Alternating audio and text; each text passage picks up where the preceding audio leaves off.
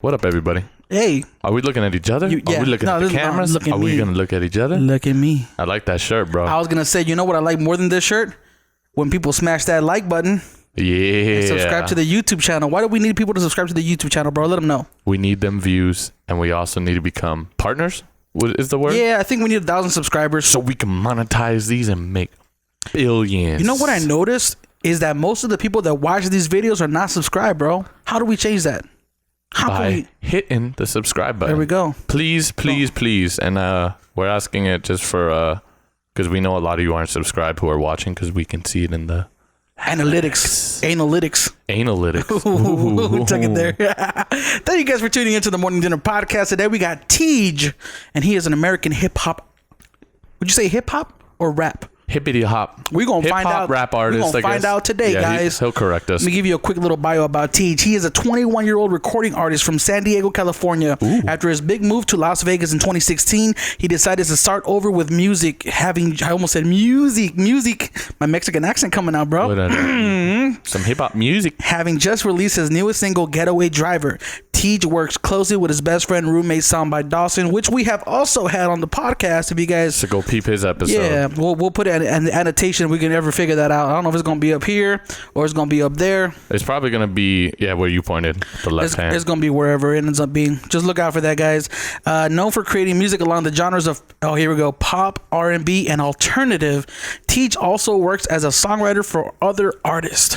Wow, it's gonna be tight, man. It's gonna be a good episode. We don't have hip hop artists on here a lot. Young man doing work. He's doing work. He's 21, bro, and I don't know if you've actually checked out his music, but he sounds sounds like very like, how do you say, like something you would hear on the radio. You know what I mean? Yeah. So it's gonna be tight to have him on. But if you guys are not subscribed, once again, make sure you hit that subscribe button. Make sure you click the like button and leave a comment down below or dislike button, whichever one you agree to. Yeah. Because we're not biased here. Oh, yeah. You could go ahead and dislike. We need all the engagement we can get. Engagement, though. That's all we're worried about. Yeah. Oh, you know what? The giveaway. Oh, yeah. Let's do the giveaway now. Woo! Giveaway time. Let's do it. Let's see. Oh, wait. Did anybody comment from the last video? Yes. We got like 3 or 4 comments. Oh, snap. All right. We're going to go ahead and copy and paste the link from last week with Cameron Calloway. Shabam. There we go. Let's 5 commenters. Oh, 5. Let's get it. Start to. Oh, bless me. Here we go. Sonia Barcelona. Yo, that's crazy. She was in here with Cameron last week for his episode. That's dope. Yeah, just so you guys know, she was hiding in the corner being super quiet. Thank you, everybody who has Thank you, everybody, for dropping a comment down below in the YouTube comment section. Sonia Barcelona has won herself a t-shirt. This t-shirt right here. There we go. Oh. Black or white, we're gonna figure that out later. But anywho, these are limited edition ones right now. Limited edition. Anywho, further upcoming.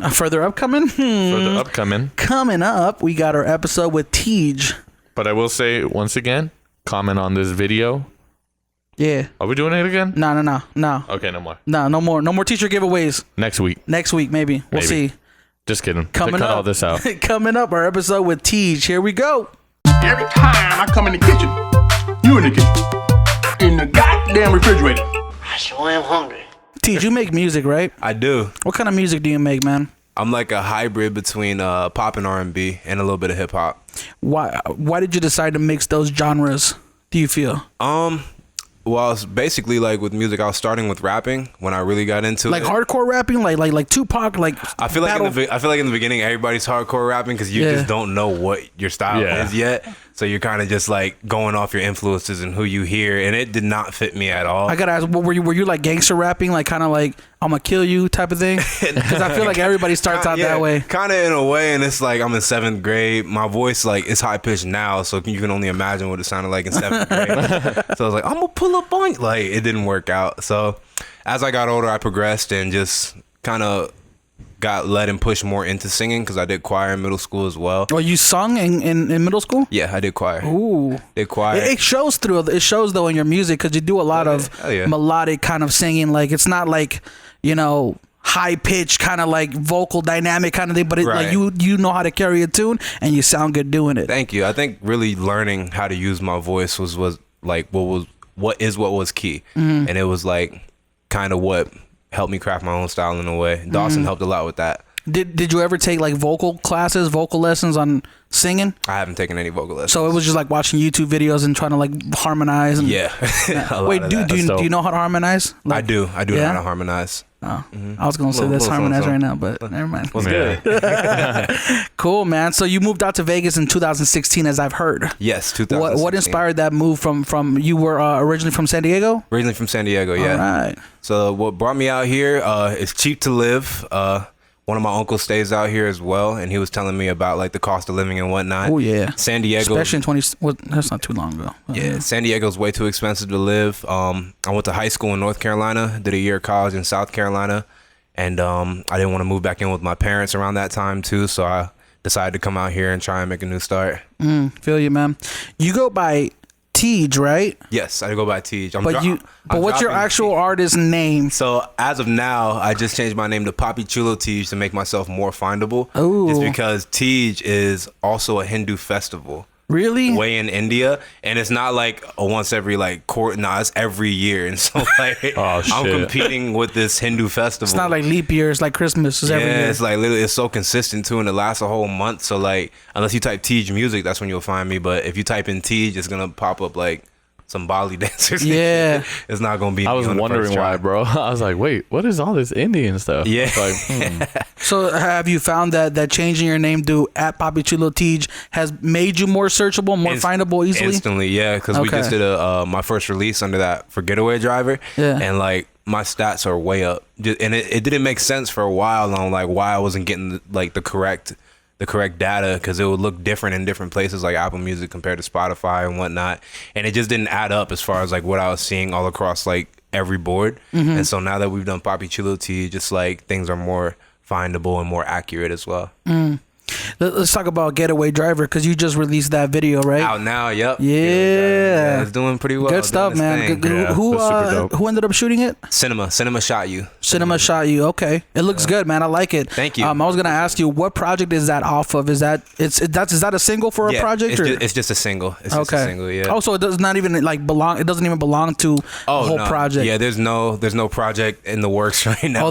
So you're just going after singles. Yeah, I have a ton of songs that I'm looking to put out this summer, and a project is something that I want to work on later in the future when I'm at a certain point, because I feel like I put out 2 projects already now, and I just want to have the right audience and the right type of demographic when I work. That's a dope way to go at it. Yeah, I just feel like I don't want it to get like overlooked, or because I've noticed that with the 2 projects that I have put out too. Like they've done well, don't get me wrong, but I just feel like if I'm gonna put like my time and my energy into an album, which takes a lot out of like the whole team, me, Dawson, and whoever else is helping out on it, it's like I don't want to put it out for nothing. Like we have songs that we could put together for an album right now, but I'd rather like take my time and put something together like that has a message behind it, you know? Yeah, I always find myself having this debate with artists, whether they're from the mentality of, do I want to drop singles and music videos to those singles, or do I want to release projects? And I feel like my advice is always do singles. Right. Do videos that are not attached to a project, because it's more easily find. I feel like it takes less time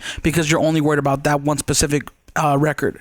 Yeah, right? Giving it like, one thing I've learned like as of recently too is giving like a single or a song a proper rollout, because like normally I would push for like probably the first 30 days, and now I'm like, all right, did his thing, it's time to like think on the next move. But no, it's like we're doing 45-day treatments, we're still reaching out to playlists, we're still reaching out to different blogs and whatnot. So it's like, just because it didn't pop or didn't do what you wanted it to do within that time frame, it's like there's never too late to start another campaign for something, you know? So what you're telling me is that when you create a song and you want to release it, you don't just say, oh, I just recorded a song, it's mixed and mastered, I'm going to drop it now. You have a plan for how you're going to essentially market it, right? Oh, yeah. Like, what's the process like? Because you mentioned Spotify playlists, you mentioned having a 45-day treatment. Can you kind of like explain the process of how you go through it? So we'll get the song mixed as soon as we can, just because like we want to give ourselves at least 3 weeks to a month of time to reach out to these playlists, reach out to these blogs, and give them like something nice to present, instead of just having a rough draft and throwing it everywhere, and just have it like submitted to the distribution company in time too, just to make sure everything's squared away. So yeah, reaching out to the blogs, reaching out to different playlists, and even now with YouTube, getting different people to react to it, and just wherever you can have. Oh damn, that's smart. Yeah, wherever that you can is have smart. content. Yeah. Yeah, those YouTube is I key. forgot about Yeah. that. Yeah, people The react videos. Oh, kids the are music all videos. over Yeah. YouTube. All over YouTube, man. And it's like those are the ones that are controlling a lot of this shit right now too. Yeah. So it's all about reaching out to like these different influencers, and you know what another key is too? Triller and TikTok. Triller and TikTok. Yeah, so Getaway Driver got added to the lip sync category on Triller. And so like, bro, there's been so many weird videos and I don't understand why. I'm actually learning how weird kids are.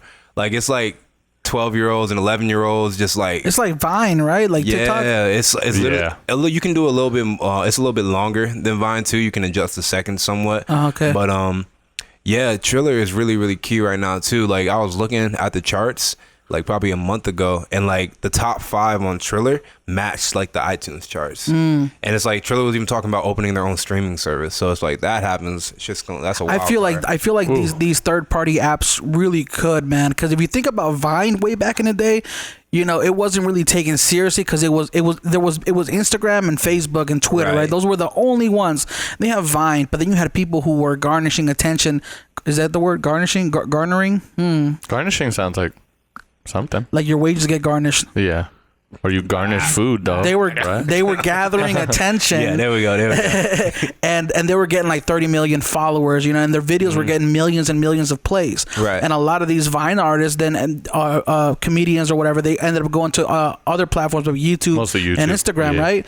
So it's like these platforms can create mega artists. Like you're talking about King Batch, right? Like didn't he come from Vine? A lot of like comedians got their start on Vine, and now they have like their own platform that they're running off of. Hell, some of them are on like Wild 'N Out right now. Yep. So it's just amazing how much shit came off of an app. Yep. When we were in school, like What trips me out is that a lot of these kids are like under 16 years old, 15 years old. So another thing too, what we try to do for Getaway Driver on Triller, we were reaching out to some kids to see if we can get them to make videos to the shit, and like we had money ready too if like they wanted to be paid. Not the type of money they was asking for.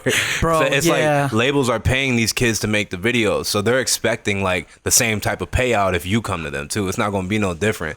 And it's like 6-7K, and like, yeah, we're good. We're gonna go a different route. If you think about it, it's kind of like a Instagram influencer, right? When they have 2.5-6 million followers, that's the kind of money they're charging per post or per Instagram because it's the attention, right? Right. I mean, unless these kids are only getting like 1,000 plays, I don't see a reason to pay them $6,000. Yeah, definitely not. No, like these kids are getting like hundreds and thousands of plays in a way. So like people are definitely. You know what though? I would almost like entertain that idea because if you think about it, apps like TikTok and Thriller, they're made for kids, and these kids make all this viral content that for other kids who all they do is they're on their phone all day, right? So it's almost like worth it because the attention is there. It's like a different type of attention. Like if I myself, a photographer, paid somebody like, let's just say Lindsay Pellis, who's like an Instagram influencer model, who's got 10-20 million followers, whatever, I would probably not get as much as attention as if I went to a micro influencer with 100,000, 200,000 followers, because their followers are more likely to look at my content, as opposed to the girl who's got 10 million followers. She might just be like, oh, it's just horny dudes on her page. You know what I mean? Right. So it's all relevant. Yeah, it's about the crowd you want to be in front of too. Yeah. So that's crazy, man. So that's something I think people should take notes on, is the fact that you got to have a plan when you come out with new content. Like you can't just drop it, right? You got to announce that it's dropping. You got to have a goal that you want to meet. But so do you have like an agenda as far as like a checklist? Like let's say you want to prepare a new song, right? Do you have like I don't know, Google document where you go off and you check off, okay, got to reach out to this blog, got to reach out to these YouTube channels? Like, do you have a list already, like of contacts? I have not like a written down list, but I know like who I want to reach out to and like who I need to get in contact with. And a lot of the time it's like kind of the same people, because I know some of the people that work at these blogs, and it's like one hub that I'll go to and they could plug me with like 3. And then I'll go to my manager and he could plug me with another 3. And then we're just reaching out to the other ones. The main thing like that was different for me this time, because I really, really wanted to hit playlists. Like Getaway Driver got added to over 500 playlists right now. Yeah, and it's been out for a month. So the main thing we wanted to do was figure out the people that are curating these playlists. And we found a little key on how to do that and do some research and look I them remember up and find. J-Word, one of the other cats who was on here, told us about that. Yeah. That's what you're talking about, Spotify, correct? Yeah, Spotify. Yeah. Playlist. Yeah, Spotify, Audio Mac, iTunes. Like, funny story. Like, I got added to this big DJ in Russia's playlist, and she added me on there probably like 2 weeks ago, and I was getting a whole bunch of like followers in a language that I couldn't understand. So I thought they were bots, so I started blocking them.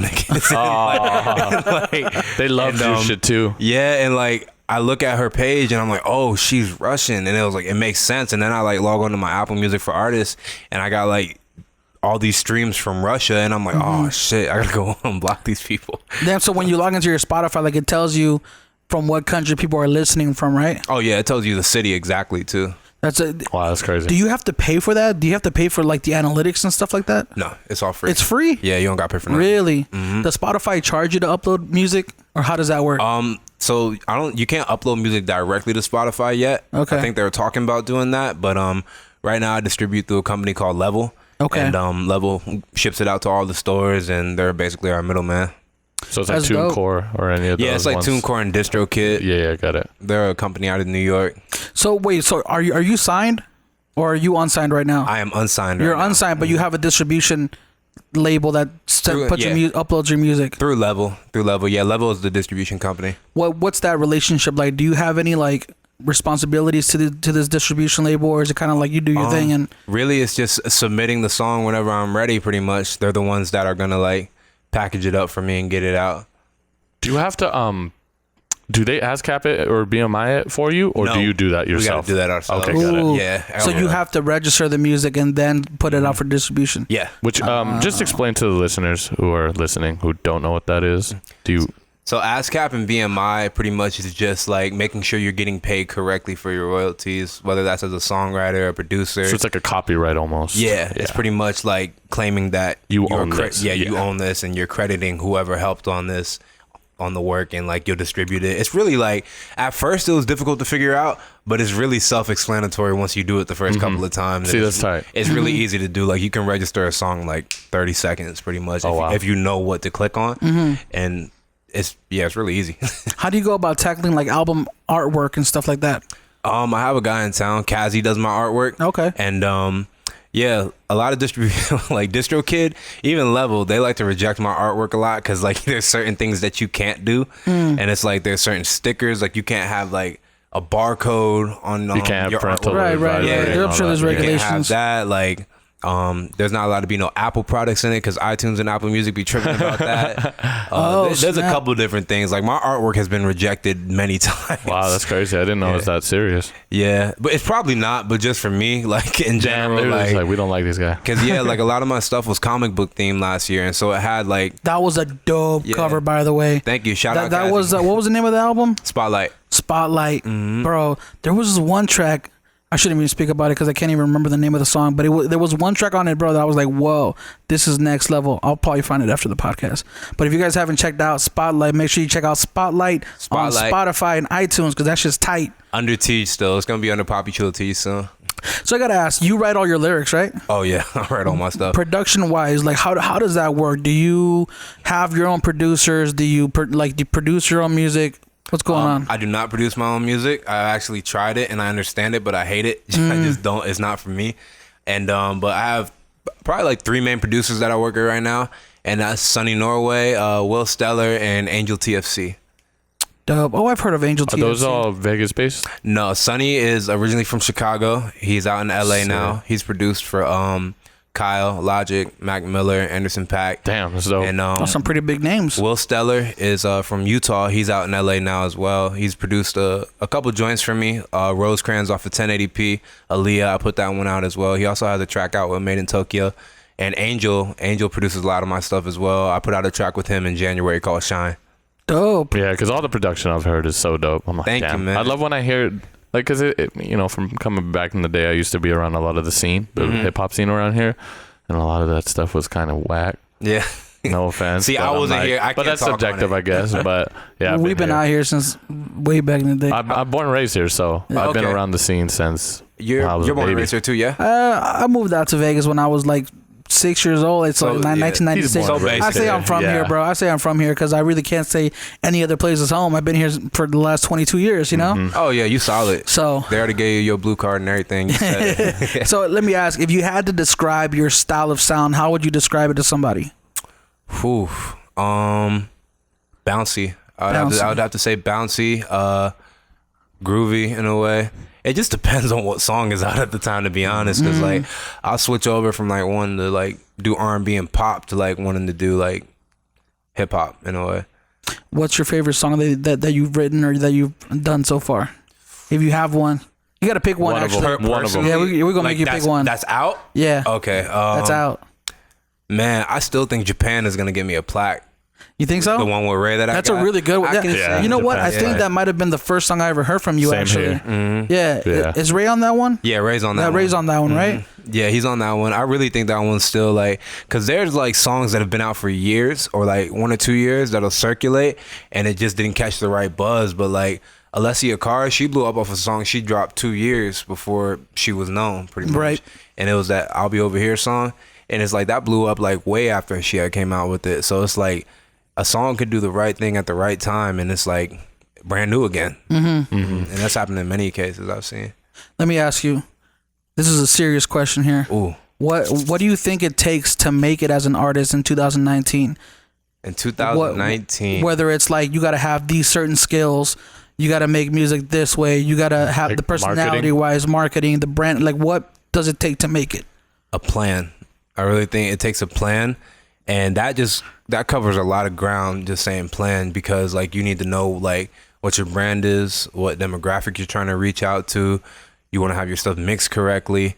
You just want to be able to pay for it, because a lot of people will go into it, and that's good, like going into it in general and wanting to start something.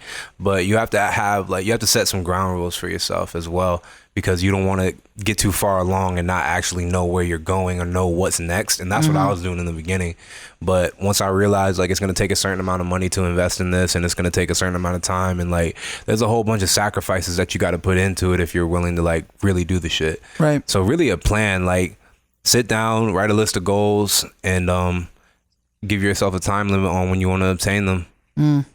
That's deep, man. I agree. Do you have a manager or any kind of management that helps you kind of create a plan? I do. Jared Howard manages me. Okay. Yeah. How long has that been going for? About 4 months now. 4 months? Yeah, he's officially taken over as management for me. Nice. I was managing myself for a little bit before that, and I had a manager last year, but he broke off and went back to school. We still good, but nice. Yeah, Jared's taking over management from me. He lives out in North Carolina. He writes for Lyrical Lemonade, and it's crazy actually how like close we were and we didn't even know. Like he lives in a city called Greensboro. I lived in a city called Winston-Salem, which is like 30 minutes away from there. It's just Salem? Winston-Salem. Winston-Salem. Is that in Oregon? No, it's in North Carolina. Oh, I'm making shit up. Sorry. Sounds like a Salem's place somebody gets murdered at, bro. That's where the witches got killed. Salem. Oh yeah, Salem witch trials. You're in a different place, bro. On the map. We in a different time. So let me ask you this then. Speaking of having management and having a manager, what kind of value do you think a manager should bring to the table? Or you can even speak to your own experience. What value does your manager bring to the table that helps you either relieve stress on something else? Maybe he takes over a different area. Like what kind of things do you think a manager should be in charge of? I still do a lot of things myself as well. Like I still send emails. I still try and book my own shows. But he's doing the same thing, just because I believe like you should never give anyone like full control of your career. Right. You want to always have at least some part of it, just so you can feel involved, because at the end of the day, it's your career, you know? Right. But he helps me with my bookings. He helps me with label meetings. He helps me with just getting placements and getting bigger features, and just like in general all around. Like he's kind of like that footstep in the door for me in the industry as well. So he would also be like a second opinion, right? Yeah, definitely. Like if you have a track that you're like, oh, I'm not sure if I should have a feature on this song, or should it be just me, that's somebody you would go to. Right, definitely. Yeah, I sent him all my shit. Like I sent him something before like I came here, because we just recorded at Junction a couple hours ago. And with the manager, do you have to pay him like a monthly fee, or do they take like percentages from something, or how does it work exactly usually? I'm not sure how other people do it, but it's normally the same. Like they'll take a percentage out of something, and then normally it'll equal out to like a whole number. And so it's like percentages from different things, pretty much. Like if you're doing merch, they'll take a percentage out of that. Streams, percentage out of that. Show bookings, percentage out of that. Got it. And it'll all equal out to like probably like 6, 7, or like depending on like what your contract is, 8 or 9. Got it.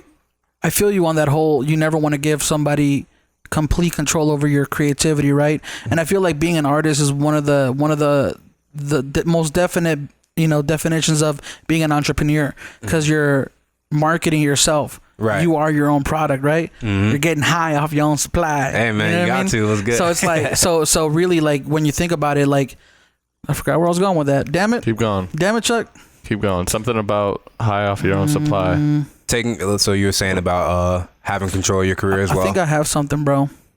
Oh, you on to something? No, Off top. I think I have something. Like I will go off on a train of thought, and then I will just completely forget where I was going with that. Yeah, that happens to me at least twice a day. Moving on, I gotta. You're a piece of shit, bro. I gotta ask, why music? First of all, like, what inspired you to become? Do you have musicians in your family? No. No, so you're the only musician. But did they play music? You know what I mean? Like, nah, there's no musicians in my family. My dad, he retired after he hurt his back. My mom, she was a counselor at a halfway house, and yeah, nobody really did anything arts wise. What's a halfway house? So it's like it's for like recovering addicts. Oh, okay. Pretty much. So she was like a counselor there. Okay, I thought of safe house. Oh, You know, like when somebody's in trouble, they go Yeah. to a safe house. she was a counselor at the trap house. Okay. In case they were feeling down, you know. So when you were already making music in San Diego, right? I was like interested in music in San Diego. I didn't dive into music until I got to high school, and I moved halfway through my freshman year to North Carolina. So that's when around sophomore year I got my first microphone. It was a USB mic. I think that's how everybody starts. Horrible quality. But at the time I thought I was that nigga. But I think everybody starts out on their laptop and they're plugging into Audacity and Shout out to the noise that a USB mic contains. honestly, I lied. Before that USB mic, I had Beats headphones, and those cords had a mic on it. Yeah. and Damn. that was my first mic. Damn, that's crazy. Yeah, I recorded over like a XXL freshman beat from like 2013. Yeah.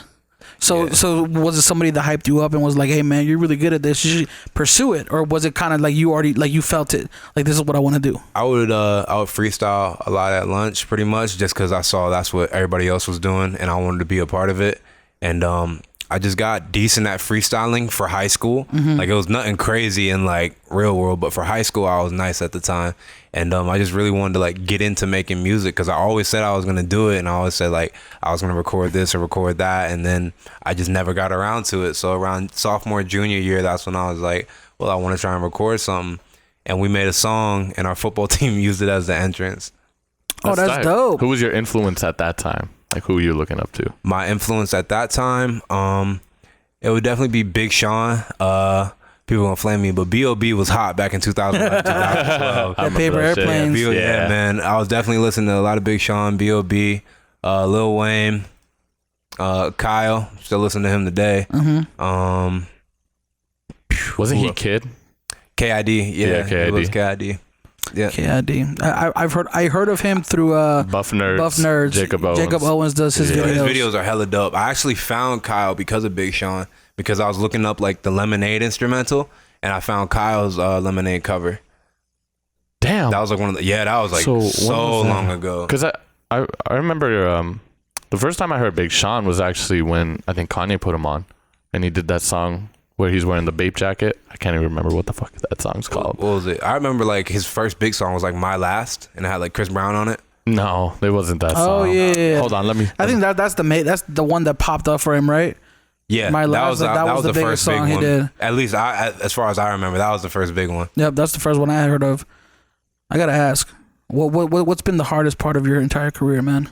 The hardest part of my entire career? Because we all got peaks and valleys, you know, troughs and whatever the other one is. It's ups and downs. Man, for me, it's kind of like getting that reassurance, because it's like every time you drop or anytime like you do anything new with music, you always want to like achieve something new or do something new and like just have like a new accolade or like say that I did this time. And it's like sometimes that shit doesn't happen, and it's just like that's just the motion of the game and like how it goes. And it's like you get discouraged over time and you start to wonder like, is this really what I'm supposed to be doing with my life? So self-doubt is a bitch, but like you get over that in a little bit. So really just like staying confident and like being optimistic and making sure like everything's gonna be okay in the end. So is it kind of that like being said no to kind of thing?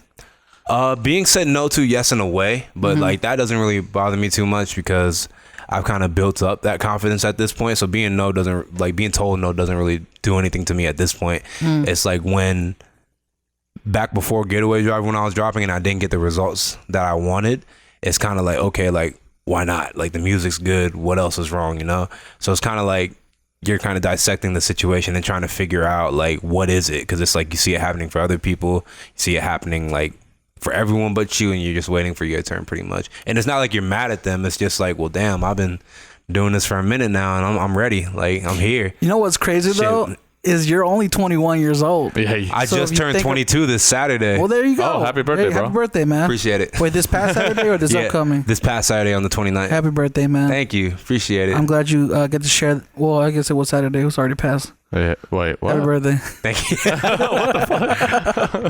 So would you say your confidence is your greatest strength?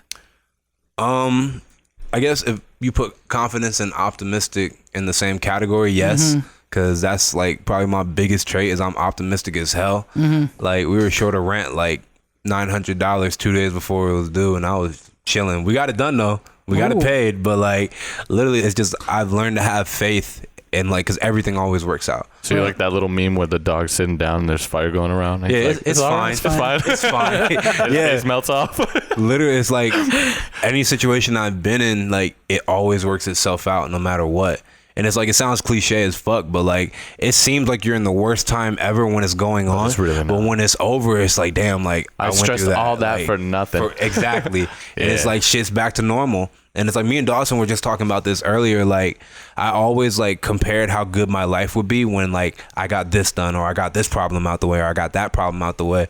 And then like I came to the conclusion probably 2 or 3 weeks ago that like, if I don't have any problems, my life is boring as hell, you know? Yeah. And it's like the fact that I have problems is good, just because now when you elevate to like a new level and like this really happens for us, like there's just gonna be bigger problems. It's never gonna go away. Nope, Yeah. never. And it's like, now that I've accepted the fact that like problems are gonna be here, and it's like issues are gonna be here, and it's like we'll just fix them as we go. Like, there's no rush on anything.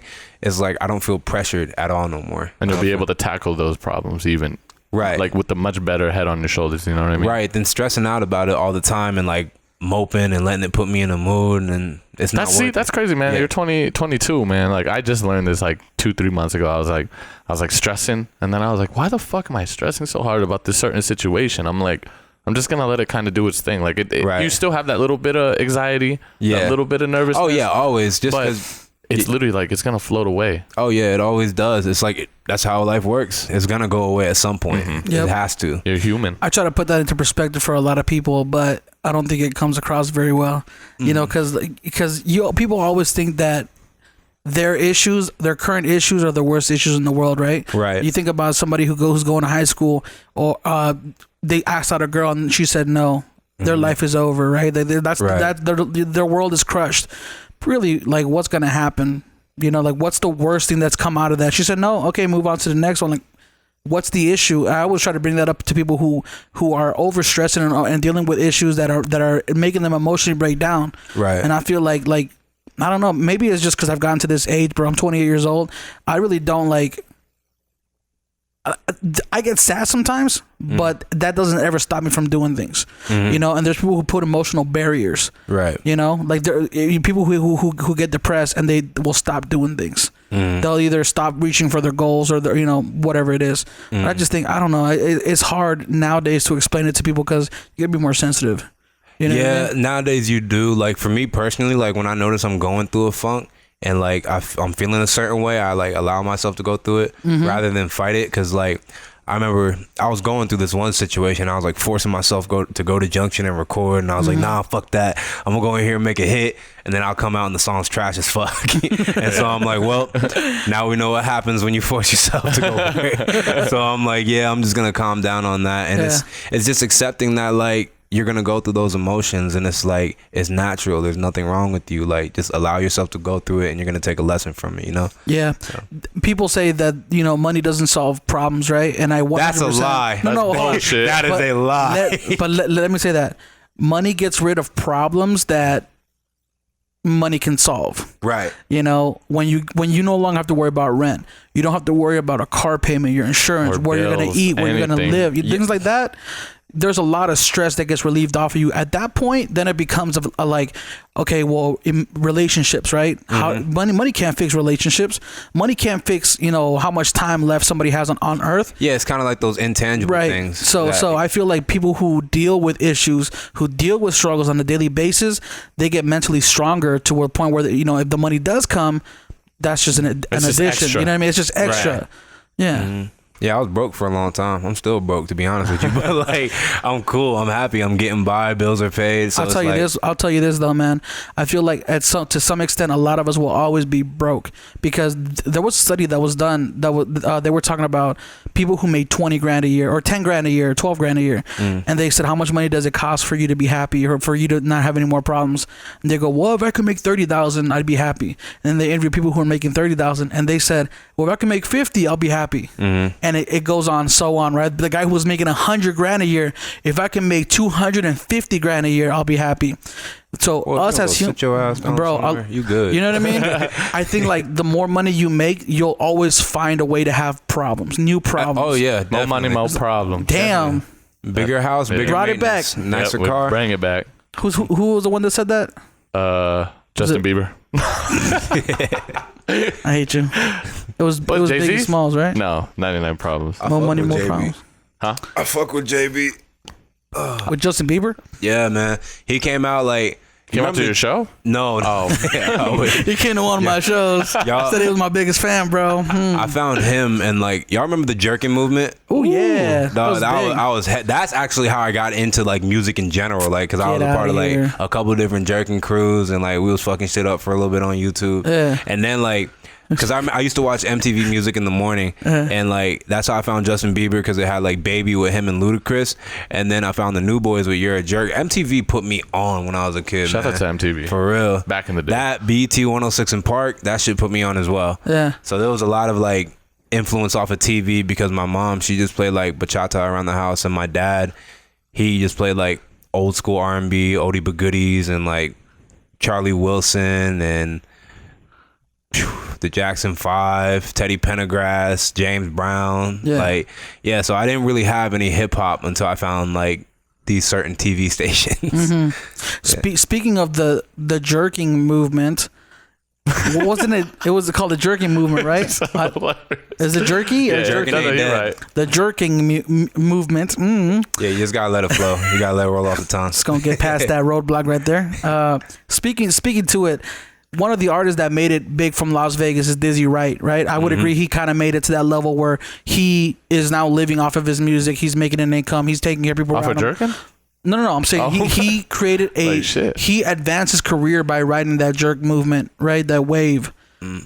How can you speak to that? Like, do you think as an artist, like it's kind of like is it acceptable to just kind of do that, like ride a movement, a wave, a style, whatever the kids call it nowadays, to go ahead and get into people's kind of like to get their attention? During that time, I think like he capitalized off of it because like it was a bunch of kids dancing to it, and the one thing those kids need to dance to is music. Yeah. And it's like it was more dancers than there were artists too. So he was providing something that like the movement needed too, and if it helped catapult himself, then it worked out, you know? Yep. It's always like that. Black Milk said that in one of his songs. He's like, you just gotta make one song to make it, and then after that, you can do kind of whatever you want. Literally. See, that's what I tell a lot of my hip hop friends, man, because they make a lot of music that's very like, hardcore. But it's like, bro, you got to get people to listen to your stuff first, and then once you get the attention, go ahead and make the music you want. You know what I mean? Right. Why would you want to make music that is in the minority, or it's in like it's a very how do you say it?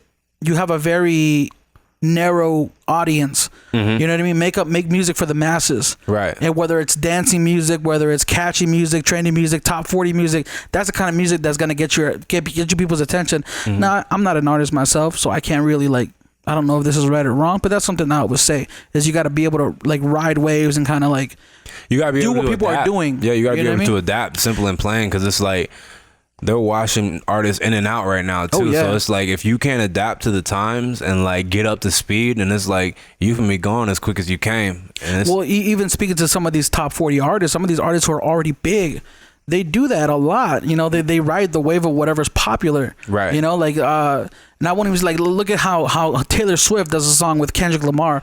They're cross promoting, cross platforming, kind of like they're riding that wave, right? Mm-hmm. And I feel like that's a lot of things that even like kind of artists who are starting out don't get, because they want to do them. I want to do my style and my style only. I feel like it's kind of like a stubborn thing. I mean, it's not a bad thing. I actually think it's cool. Like if you want to like strut that way, you know what I mean? But I just tell people like that's a little bit harder. You're going to have a little bit harder time. You know what I mean? Because sometimes you don't want to go away from like the creativity that you have. Because like if you just copied other photographers' styles, you get kind of bored. You'd be like, damn. And you'd look at yourself and be like, this ain't me. I got something to say. I feel like as a photographer, if you copy other photographers' styles, that's a learning experience. Ooh, no, but you have to think this, releasing it as your own. You see what I mean? It's not you. So now you're putting up this facade that this is your style. Yeah. When it's not. You're copying somebody else. It's great to copy. You know, it's the best way to learn. But if you're releasing shit, that's not you. And a lot of people go through shit. But what is you? What if you don't even know what's you? Oh, then you shouldn't even be making music yet. You should be learning yourself. He's over here chilling out, laying back. Hey man, I was enjoying it. Yeah, I just think because like, you know, there's a lot of people who've done their style and made it. You know what I mean? Yeah. Like Kendrick Lamar doesn't sound like anybody. Chance the Rapper doesn't sound like anybody. Yep. You know what I mean? Like Danny Brown doesn't sound like anybody. Oh, you're definitely not. You know? Nobody sound like Danny Brown. I don't know who that is. Shout out to Danny Brown. Is that a rapper? Yeah. Yeah. Oh, okay. Hippity hoppy rapper. Yeah, he's dope. I want to ask you, what goals have you set? Kind of backtracking off this whole thing because we kind of got off topic. What goals have you set for 2019? 2019, or even 2020, man? Yeah. Let's take it up. So right now, kick it up a notch. I want to perform. My goal this year was to do out of state shows, and we've been doing that. We've done some in LA, we've done some in Texas, and we got New York coming up in October. Texas South by Southwest. Yeah, we did an unofficial showcase there. We're trying to lock in an official one for this year, and yeah, my goal was to basically build a following on Spotify, and that started with Getaway Driver.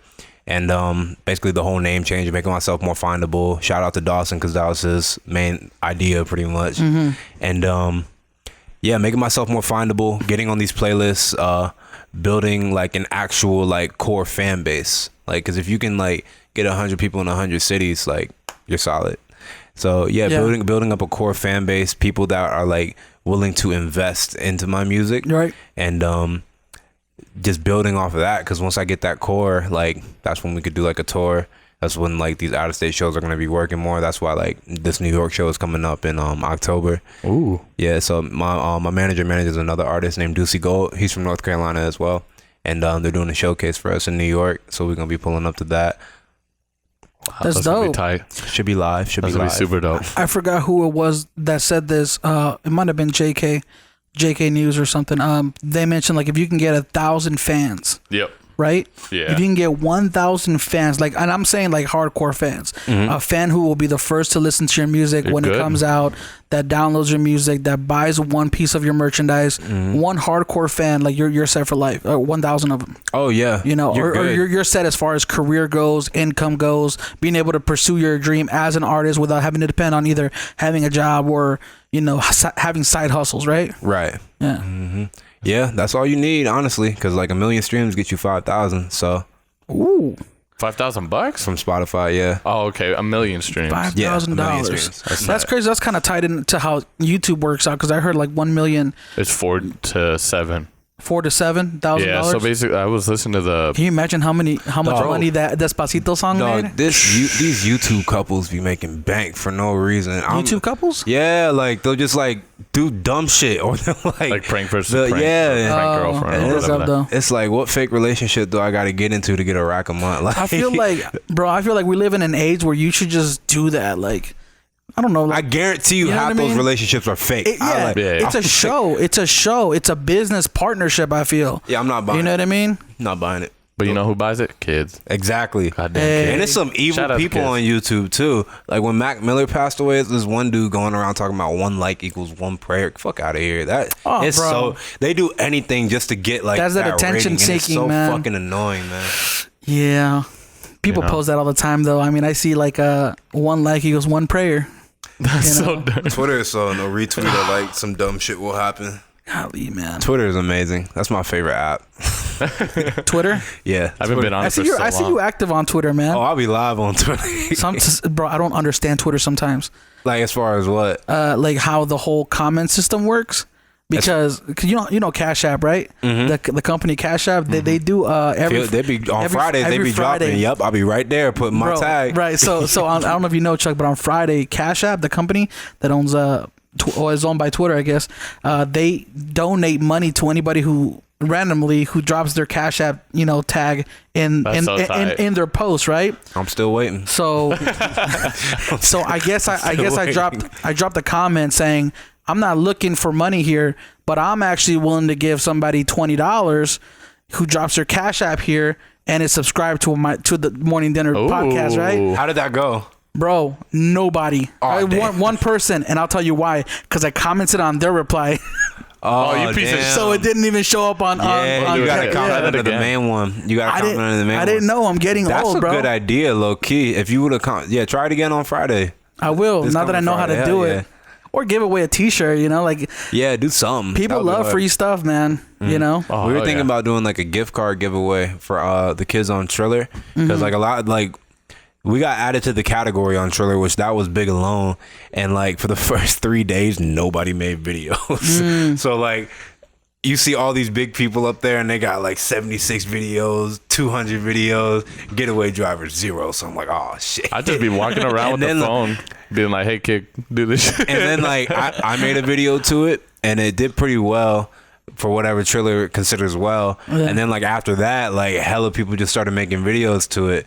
It just takes one. Yeah, it literally just takes one. And it's like some of the videos are cute, some of them are cringy, some of them are like, you know what's crazy, bro? What's Triller?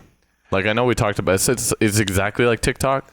Like, exactly? No, so Triller is more geared towards, like, the music side of it, too. Like, you pick a song pretty much, and you set up your phone wherever you're going to do it or how you want to record it. Yeah. And you take, like, multiple takes.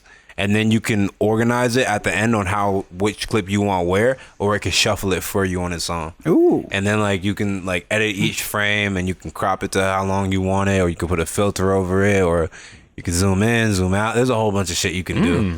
Now, was it TikTok was the company that used to be owned by Musical.ly, right?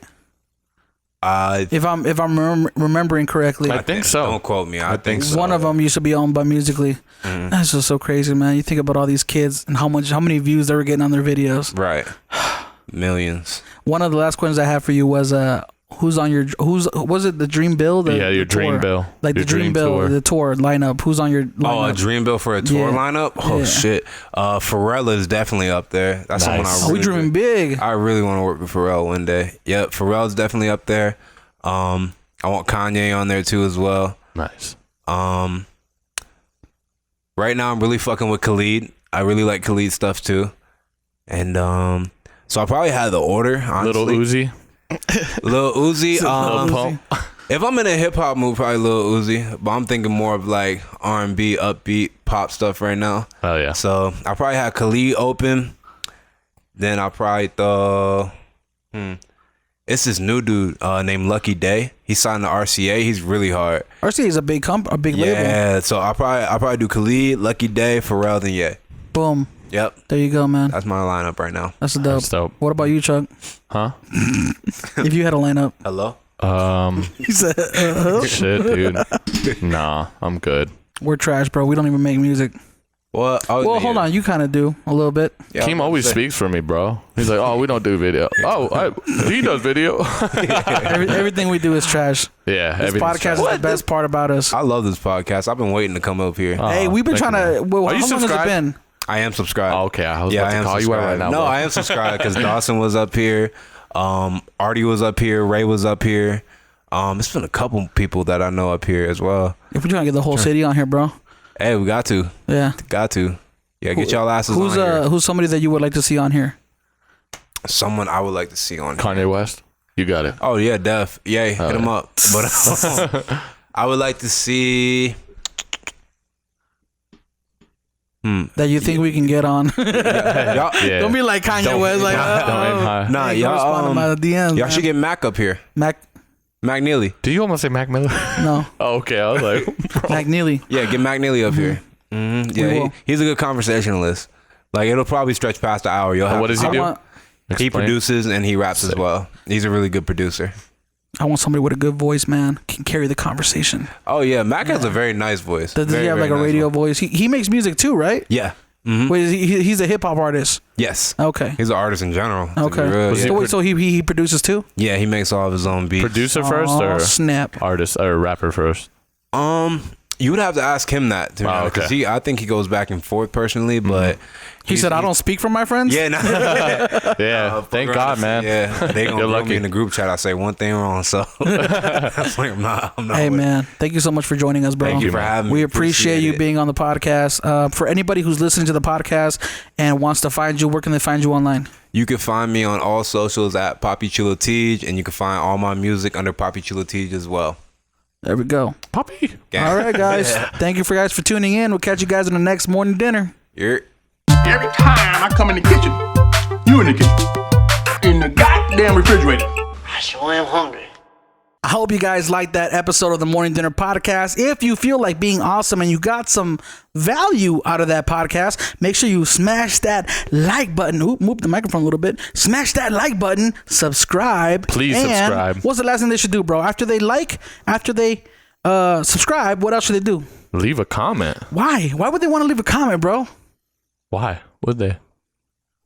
Make sure you guys drop a comment if you dug the episode. If you have a favorite part of that episode, let us know. I used to say drop a comment down below and let us know, but you already know. Make sure you guys are following us on all our social media handles. We have our guest and ourselves linked down below, so make sure you go ahead and follow us on all our channels. And once again, we hope to see you guys on the next Morning Dinner. We love you.